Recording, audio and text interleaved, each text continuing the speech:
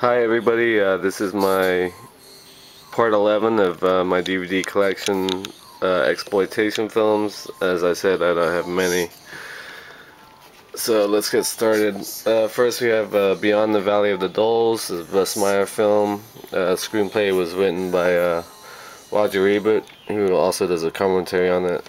It's a really trippy psychedelic film that kind of looks like people who made it while they were on acid or something.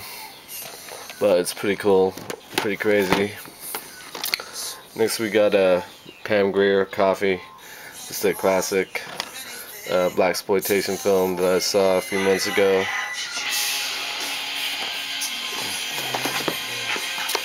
Next we got Wes Meyer's Faster Pussycat Kill Kill. This is widely considered one of the greatest exploitation films ever, and it's pretty ballsy, is a good way to put it. About three go-go dancers who go on a rampage. It's a pretty cool film. Next I got the Grindhouse films, Robert Rodriguez, Planet Terror. And the new Grindhouse, the whole thing came out on Blu-ray this week, I think. I like this better than Death Proof by Tarantino, but this is still pretty fun. But Planet Terror was a blast, and I liked it as a whole. I haven't watched them separately. Again, when I was working at the movie theater, I watched it in its entirety. Up next we got The Last House on the Left, collector's edition, unrated. This is the Wes Craven original 1972 film. I didn't like the remake that came out last year.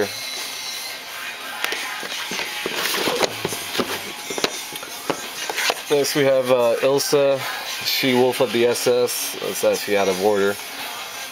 But this is a great Nazi-exploitation film from 1974.